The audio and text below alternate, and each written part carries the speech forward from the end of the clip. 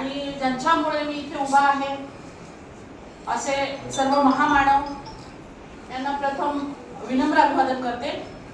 आणि विचारपीठावरचे जे काही मान्यवर आहेत त्यांनी मला इथे येण्याची आणि मला माझ्या कामाबद्दल सत्कार सन्मान करण्याची जी काही संधी उपलब्ध करून दिली त्याबद्दल त्यांचे धन्यवाद आणि आभार व्यक्त करते। मी माझ्या भाषेतून बोलते, तशी मी वेल एज्युकेटेड आहे आणि मला वाटलं होतं की पोलीस थांबते म्हणून,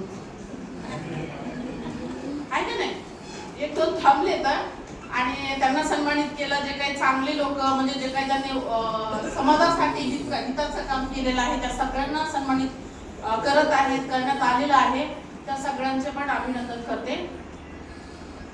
मला बीडहून मला नाशिक मध्ये मला खरं तर मी 8-10 घंट्याचा प्रवास करून मी काल सकाळी नागपूरहून उतरले होते। प्रवासात असताना ताई तुम्ही निमंत्रण आहे तुम्हाला या म्हणून म्हणले आणि मी त्यांना मोस्टली 1-2 वेळेस आम्ही भेटले होते आपण एसपी ऑफिसला वगैरे, तर त्यांनी माझी तळमळ वगैरे असं बघितलं कामाच्या बाबतीत आणि त्यांनी मला सन्मानाच्या संदर्भाने मला ते आता मला राहावलं नाही, मी पाठवणार होते नवऱ्याला पण नवरा म्हणला नको माझं घर बांधायला लागलोय तू बघ जाऊ, म्हणून मी नवऱ्याला न पाठवता मग मी आले। माझं ऍक्च्युअली मी LLB करते, कॉलेजला माझा कार्यक्रम आहे बालविवाहाच्या संदर्भातला, मी तो हे करून मी सरांना सांगून मी इकडे आलेले आहे आणि असा एक 15-20 घंट्याचा प्रवास करून मी इथं आलेले आहे। तर तुमच्या सगळ्यांचे अभिनंदन करते। आज आम्हाला बोलत असताना सन्मान करत असताना आज देशात आम्ही बोलावं की नाही बोलावं अशी परिस्थिती आहे। तेवढं सुरक्षित वातावरण महिलांच्या दृष्टिकोनातूनही नाही आणि दलित समाज इथले जे काही असतील त्यांच्या दृष्टिकोनातूनही नाही, परंतु इथं जे काही असेल आज आम्हाला बोलताना व्यक्त होताना आमचा विकास करताना अनेक अडचणींचा आम्हाला सामना करावा लागतो। एक दलित महिला म्हणून आम्हाला सामना अनेक गोष्टींचा करावा लागतो। इथल्या प्रत्येक स्त्रीला उच्चवर्णीय असू द्या, मधल्या ओबीसी असू द्या, कुठल्याही स्तरातल्या स्त्रियांना असू द्या, त्यांचा एक संघर्ष करताना घराच्या बाहेर पडताना विशिष्ट क्षेत्रात काम करत असताना प्रत्येक स्त्रीचा इथं वेगळा संघर्ष आहे आणि त्या संघर्ष करत करत त्यांना इथं यावं लागतं। त्या सगळ्या स्त्रियांचं अभिनंदन करते। आज आम्हाला दलित स्त्रिया म्हणून प्रचंड आम्ही त्रासातून जातो। आम्हाला घरातल्या बापापासून, भावापासून, नवऱ्यापासून, मुलापासून आम्हाला त्यांचा विरोध टाळत त्याचा सामना करत आम्हाला पुढे यावं लागतं। आम्हाला आमचं शिक्षणाचं, आमचे जोडीदार निवडण्याच्या गोष्टी असतील, आमचे करिअर निवडण्याच्या गोष्टी असतील, ह्या आम्हाला कराव्या लागतात। पण एक गोष्ट अशी आहे की आम्हाला घरातून, कुटुंबातून, समाजातून, नातेवाईकातून कुठूनही विरोध होऊ द्या, या सगळ्यांना आम्ही फक्त पुरून उरतो ते फक्त भारतीय संविधानामुळे। या भारतीय संविधानातच स्त्री पुरुष समानतेच्या गोष्टी आहेत। स्त्रियांच्या बाजूने त्यांना शिक्षणाचा असेल, त्यांना जन्म घेण्याचा असेल, त्यांना जोडीदार निवडण्याचं स्वातंत्र्य असेल, त्यांचं अभिव्यक्ती स्वातंत्र्य असेल, जी काही स्वातंत्र्य त्यांना आहेत ती फक्त भारतीय संविधानात आहेत।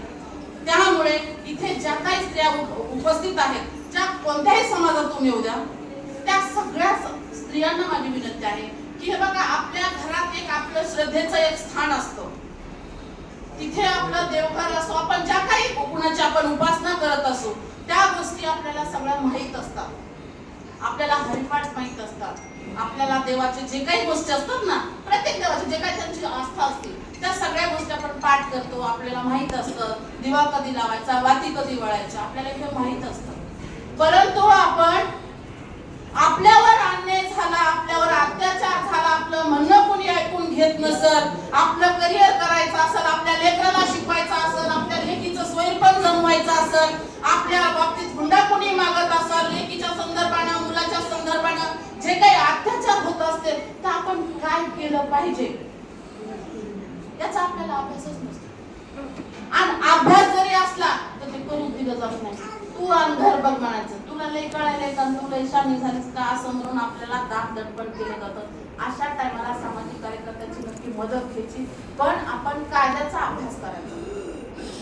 आपल्या घरात ज्या पद्धतीची पुस्तकं असतात, आपली धार्मिक असतात, काहीच असते, त्याच्यावर आपल्या घरात संविधान असलं पाहिजे, संविधानातली उद्देशिका आपल्या घरात असली पाहिजे आणि त्या उद्देशिकेत जी काही आपली मूल्य आहेत, स्वातंत्र्य, समता, बंधुता, लोकशाही, जे काही असेल त्या स्वातंत्र्याची जे काही मूल्य आहेत त्याचा आपण अभ्यास केला जेणेकरून आपल्याला समाजात जगताना बघा प्रत्येक वेळेस आपणच अन्याय करतो असं नसतं किंवा प्रत्येक वेळेस समोरचाच अन्याय करतो असं नसतं.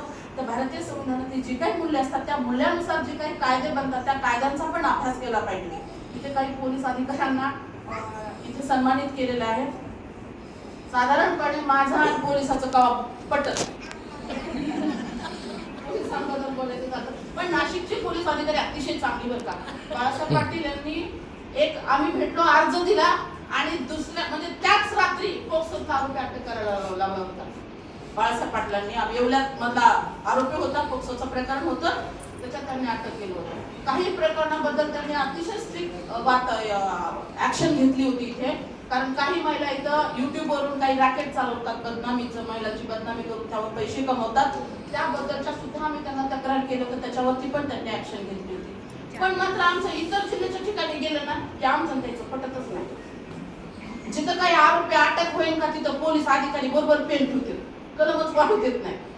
बघा, आरोपी अटक न होण्यासाठी म्हणा, तक्रारी न घेण्यासाठी, जे काही होईल प्रकरण मिटवण्यासाठी जे काही गोष्टी असतील तर ते बरोबर तिथं ते करत असतात. काही बरं का, सगळेच नाही म्हणत, काही अधिकारी अतिशय आम्हाला मदत करतात. उलट वरिष्ठ अधिकारी जर तक्रार घेत नसतील तर ठाण्यातलेच काही बीट अंमलदार म्हणतात ते असं तुम्हाला जाऊन तुमची तक्रार घेण्यात येईल, असे सुद्धा अधिकारी आहेत.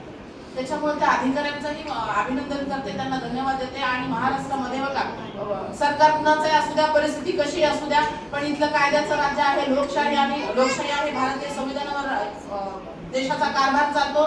त्यामुळे होईल तेवढं पीडित लोकांना, वंचित लोक आहेत अशा लोकांना न्याय देण्याचं आपण काम केलं पाहिजे. आणि आपण जेवढं काही समाजासाठी बघा, आपण एक म्हणजे मला करू वाटलंय की मी समाजसेवा करते असं नाही, मी समाजसेवा करत नाही, मी या देशाची जबाबदार भारतीय नागरिक आहे म्हणून मी करते.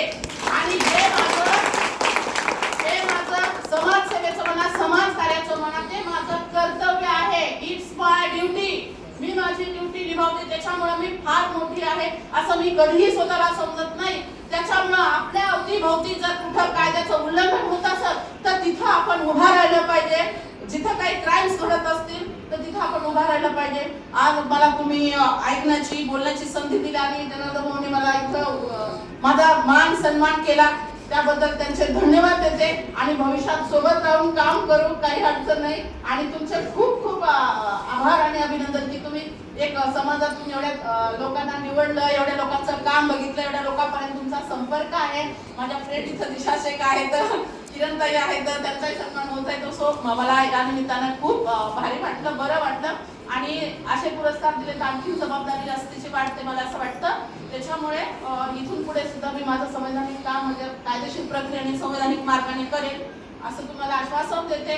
माणूस काय म्हणतात, ma'am is the bundle of mistake असं म्हणतात, परंतु इंटेन्शन बघत जा, जरी माझं काही चुकलं तरी, कारण माझी भाषा जरा काय म्हणतात ना, लोकांना गावंढळ म्हणतात, गावरान म्हणतात, काय काय वाटेवर, परंतु मी त्या भाषेतून लोकांपर्यंत पोहोचते. जाता जाता एक सांगते की मी सोशल मीडियावरती पण आहे आणि तुम्ही मला फॉलो करू शकता, माझे व्हिडिओ बघू शकता. आणि गावरान जी काही आपली बोली भाषा आहे, संवादाची भाषा आहे, त्याच्यामुळे मी माझ्या भाषेत बोलते, मी माझ्या माईच्या भाषेत बोलते. त्याच्यामुळे आपली माईची भाषा जी आहे, माय बोली आहे, ती आपण डुबू दिली नाही पाहिजे, डुबू देऊ नये, बुडू देऊ नये. आपण आपली भाषा आपण जतन करूया, आपण आपल्या भाषेत बोलूया. थँक्यू. जय भीम, जिंदाबाद, जय संविधान.